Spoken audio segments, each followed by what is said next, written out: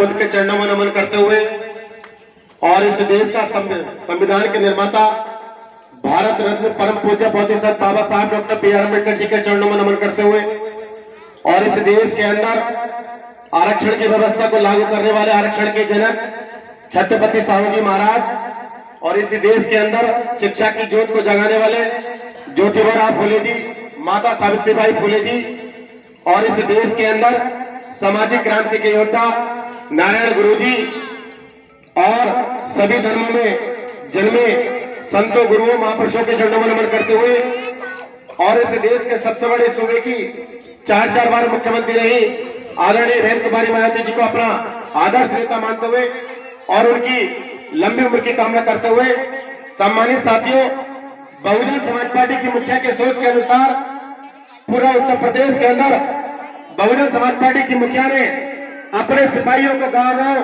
जाने के लिए कह दिया है और जाकर के उन्होंने कहा है कि आप लोग गांव-गांव जाइए और नुक्कड़ सभाएं करिए और नुक्कड़ सभाएं करने के बाद में वहां पर लोगों को बताइए कि सत्ता की ताकत क्या होती है। उसी ताकत को देने के लिए आज हमारे बीच में मुरार मंडल के मुख्य प्रभारी आदरणीय विक्रम सिंह जी और उन्हीं के साथ में पूर्व में जिला महासचिव रहे और वर्तमान में जिला संयोजक भाईचारा चंद्रपाल सिंह सैनी जी और मेरे साथ में लंबे समय से संघर्ष कर रहे जिला सचिव आदरणीय करतार सिंह जी और इस विधानसभा का कुशल नेतृत्व कर रहे विधानसभा अध्यक्ष शिवलाल सागर जी और इस विधानसभा के महासचिव डॉक्टर ध्यान सिंह जी और यहाँ पर उपस्थित बूथ के सेक्टर के कार्यकर्ता, मेरे हम साथियों, युवा साथियों, बुजुर्गों, माताओं, बहनों, बच्चों, सभी को मेरे क्रांतिकारी जय भीम, नमस्कार। सम्मानित साथियों, सबसे पहले हमें ये जानकारी होनी चाहिए कि आज की मीटिंग का उद्देश्य क्या था। आज की मीटिंग बहुजन समाज पार्टी की सुप्रीमो आदरणीय बहन कुमारी मायावती जी के आदेश के अनुसार, क्योंकि उत्तर प्रदेश के चुनाव का आगाज हो गया है और चुनाव कभी भी डिक्लेयर हो सकता है। आपने देखा होगा कि बहुजन समाज पार्टी की मुखिया ने उनके आदेश पर अयोध्या का जो फर्रुखाबाद है वहां से आगाज हो गया है, वहां से संकलन हो गया है। अगर वहां से संकलन हो गया है तो हमें पश्चिम से आगाज करना पड़ेगा। वो आगाज किस चीज का होगा?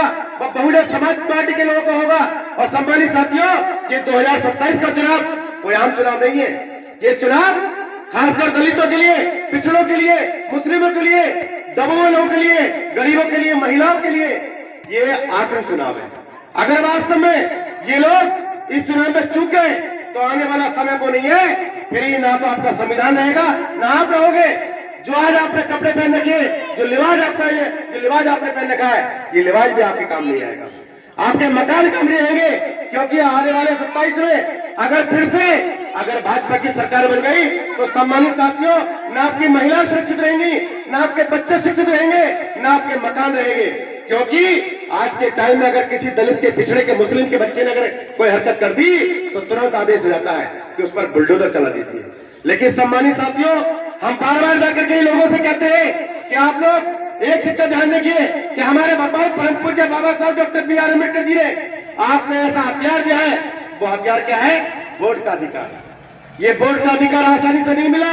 जो मनुवादी व्यवस्था के लोग थे, जो कांग्रेस मानसिकता के लोग थे, जो भारतीय जनता पार्टी के लोग थे, वो लोग ये नहीं चाहते थे कि इस देश के अंदर खासकर जो दलित समाज के लोग हैं, पिछड़े समाज के लोग हैं, मुस्लिम समाज के लोग हैं, कि लोग को वोट का अधिकार नहीं होना चाहिए। वो चाहते थे कि लोग जहां है ये हो ही रहने चाहिए। लेकिन परम पूज्य बाबा साहब डॉक्टर बी.आर. अम्बेडकर जी ने आपको, हमको